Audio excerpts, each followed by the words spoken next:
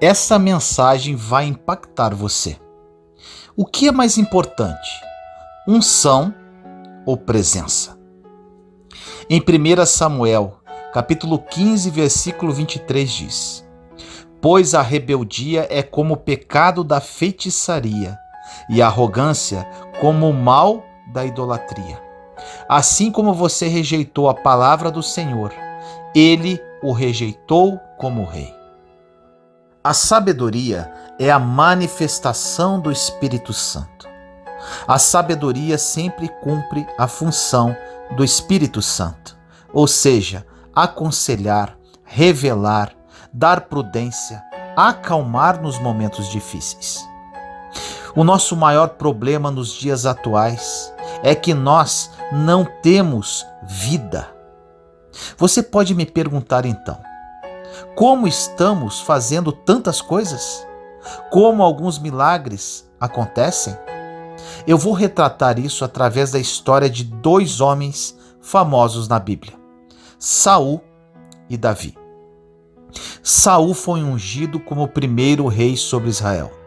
O óleo caiu sobre a sua cabeça e ele foi levantado rei sobre a nação de Israel.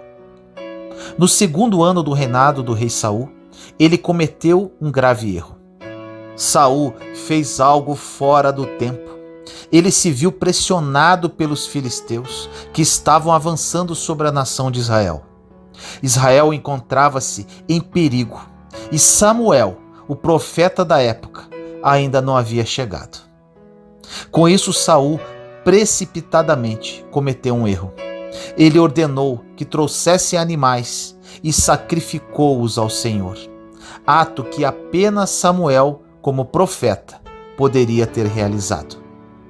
No momento do sacrifício, Samuel chegou e, surpreso, perguntou: "O que você fez?" Saul respondeu: "Os filisteus estavam avançando, o povo de Israel estava fugindo e você não estava aqui no tempo que havia sido combinado. Então eu tive que fazer o sacrifício." Samuel respondeu: "Hoje Deus te confirmaria como rei sobre toda Israel, mas devido ao seu ato, ele toma de ti o trono." E de uma forma muito estranha, a Bíblia diz que Saul reinou por mais 38 anos sobre Israel. Aí vem a pergunta: se Deus tomou o trono de Saul, por que ele governou por mais 38 anos? Responda você: porque Deus só toma aquilo que lhe dá. Saul continuou no trono porque quem havia dado aquele trono físico para ele foram as 12 tribos de Israel. Deus, de fato, já havia levantado outro rei. Os 12 chefes das tribos de Israel reuniram-se com Samuel e pediram que lhes desse um rei, pois todas as outras nações tinham um monarca. A nação que foi colocada para ser modelo do céu aqui na terra queria copiar uma nação comum. E isto acontece com muitos de nós.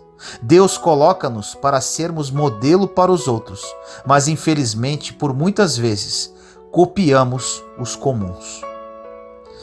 Para que você entenda profundamente esta mensagem, preciso esclarecer algo muito importante. Temos um inimigo de nossa alma, o diabo. O diabo veio para roubar, matar e destruir. Mas antes de matar e destruir, ele precisa roubar, pois é no roubo que ele nos enfraquece. Um exemplo mais claro: Roma, quando tomava uma cidade, eles primeiramente roubavam vagarosamente aquela cidade. Primeiro eles roubavam a água, a comida e com isso enfraqueciam aquele lugar. Quando aquela cidade já se encontrava fraca, eles invadiam para matar e destruir. Se o diabo não roubar primeiro, você não ficará debilitado o suficiente para ele entrar e destruir. Você pode estar perguntando: mas como que ele nos rouba? A cada princípio que você quebra, a cada situação que você se entrega, cada descontrole emocional, ele vai te enfraquecendo, para que no momento oportuno ele possa te derrubar. Entenda isso. O povo queria um rei, porque todos tinham um rei. Com isso, Deus falou para Samuel: tudo bem, Samuel, não discuta, dê um rei para eles. Quando Deus tomou o trono de Saul, ele não tomou o trono físico, pois o trono físico foram as 12 tribos que deram, como já foi falado. Deus tomou o manto de autoridade, a conexão que Saul tinha com ele. A partir daí, Deus nunca mais falou com Saul, a ponto de ele começar a consultar necromantes para iludir o povo que Deus estava falando com ele. Por algum tempo, Saul tentava escutar Deus através de profetas, até que Deus os repreende, pois ele não queria mais se comunicar com Saul. Olha, gente, que terrível isso! Ser rejeitado pelo seu pai e pela sua mãe, por um amigo, já deve ser algo terrível. Agora imagina ser rejeitado por Deus. Saul, por mais que tivesse autoridade, havia perdido a conexão com Deus, havia perdido a própria vida. Nos dias de hoje existem muitos Sauls, pessoas que são líderes, estão no altar, mas perderam a conexão com Deus. Isto é muito sério.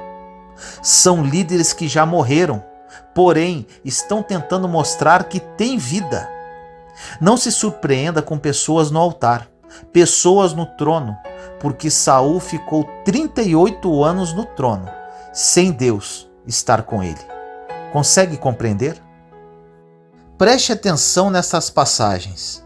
Êxodo 33, versículos de 1 a 4 diz: Depois ordenou o Senhor a Moisés: Saia deste lugar com o povo que você tirou do Egito e vá para a terra que prometi como juramento a Abraão, a Isaque e a Jacó, dizendo: Eu a darei a seus descendentes.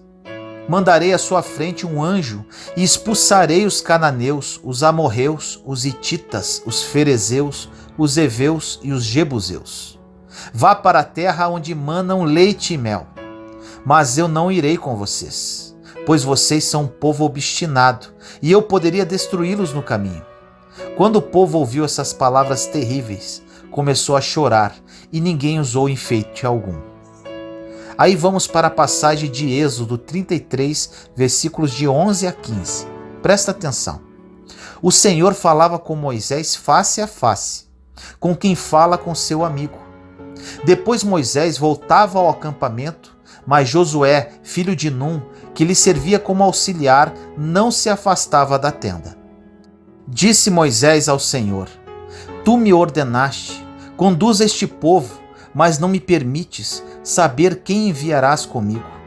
Disseste: Eu o conheço pelo nome e de você tenho me agradado.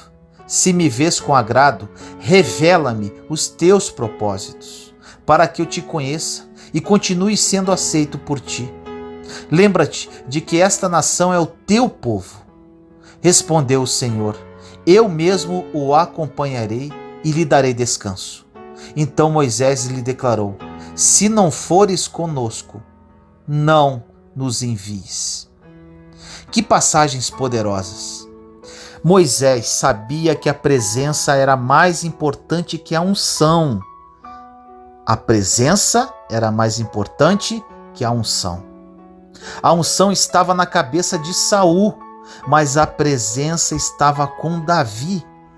Você consegue entender? Saul nunca cometeu os pecados que Davi havia cometido. Saul nunca matou inocentes, não cometeu adultério, não matou crianças. Saul nunca fez isso. O que Saul fez apenas foi sacrificar antes do tempo e depois dar uma desculpa do porquê havia feito aquilo, ao invés de arrepender-se. O seu problema nunca foi o pecado que você cometeu, nem o passado que você teve. O seu verdadeiro problema é o que você fez depois do pecado, o que você fez depois do problema. Quando Deus perguntar a você alguma coisa, jamais dê alguma desculpa como Saul fez, pois Deus detesta desculpas. O Senhor pode levantá-lo de um fracasso, mas nunca de uma desculpa. Que isso fique gravado no fundo da sua alma.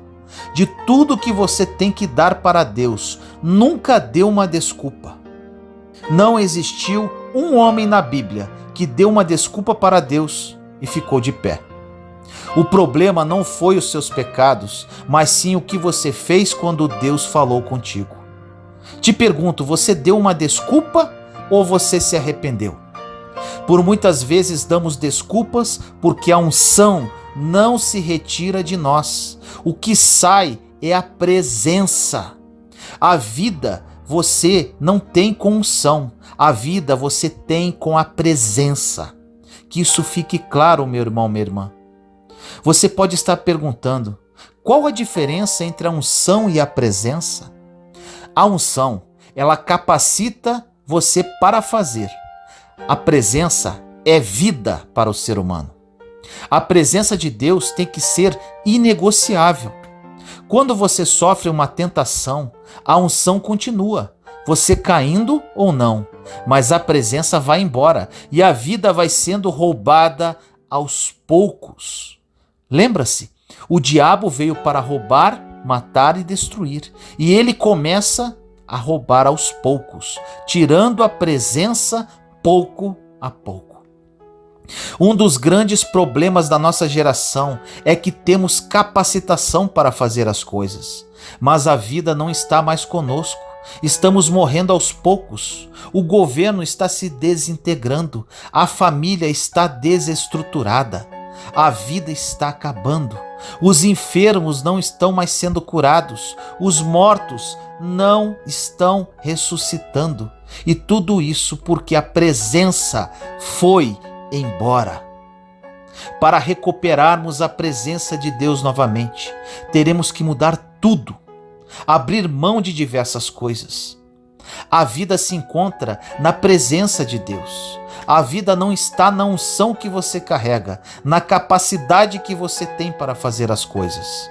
A unção ensina você como fazer e capacita para fazer. Saul sabia como fazer. A Bíblia relata que ele era o homem mais bonito de Israel, um grande general de exército. Só tinha um problema. Ele já não tinha mais vida. Ele procurava profetas, necromantes. Enfim, ele tinha que dar um jeito de fingir que a vida estava com ele, mas verdadeiramente a vida havia ido embora. A presença havia ido embora. Ao contrário de Davi, que estava todo errado, cheio de problemas, mas Deus nunca saiu da presença de Davi e Davi da presença de Deus. Deus nunca saiu do quarto de Davi, pois quando Davi clamava, Deus logo se manifestava. Mas por quê? Porque não era pelo erro, não era pelo pecado, era pelo coração. O povo de Israel tinha coração duro. Davi era pecador, mas tinha um coração, e com isso Deus queria ficar com ele. Não tem a ver com a sua capacidade, mas sim o quanto você quer a presença de Deus. Se o Pai, o Filho e o Espírito Santo não estiverem comigo, nada do que eu faço será relevante, pois não terá vida. Avivamento não é você ficar arrepiado. Avivamento é voltar a viver em todos os sentidos. O problema nunca foi o pecado. O problema é quando e como você responde quando Deus fala. Chegou a hora de amadurecermos na fé. Deus não está preocupado com suas conquistas materiais. Deus não está preocupado se você tem vida ou não. Ele não trabalha com certo e errado, ele trabalha com verdade e mentira, vida ou morte. O ser humano tem uma necessidade de saber o que é certo ou errado, pois quando ele quer errar, ele busca uma aprovação. O problema não é ser certo ou errado, o problema é se você vai ter vida ou morte, se é verdade ou é engano. Deus nunca vai te julgar pelo certo ou errado, pois o certo e errado tem os seus pontos de vista. O certo e o errado é um ângulo muito amplo. Já a verdade e a mentira não. Elas são estreitas, como a vida e morte. E Deus te chama para a vida e a abundância.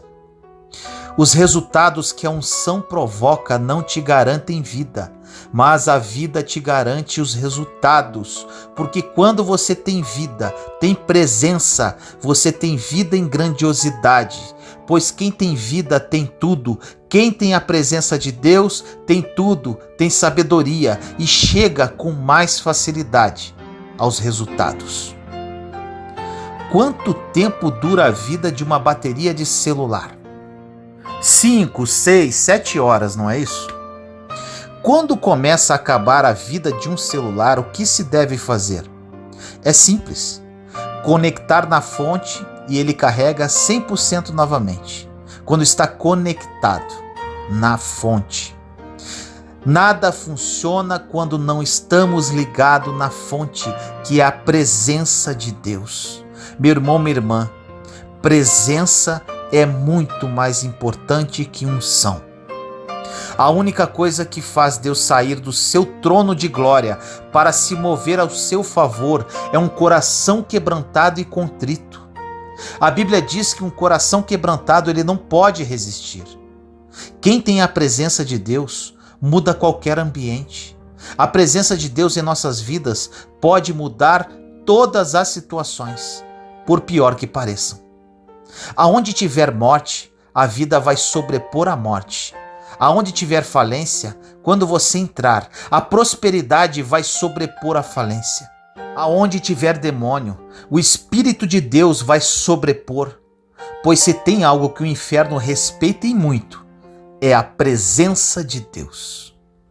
Quando você está com a presença de Deus, tudo que é perfeito vai ficar. E tudo que é impedimento vai embora. Ore comigo assim. Senhor, nos colocamos em sua santa e doce presença neste momento. Eu, meus irmãos e irmãs em Cristo Jesus. Pai amado, peço a Ti que através desta mensagem, corações sejam quebrantados. Aprendemos hoje com Saul e Davi sobre unção e presença.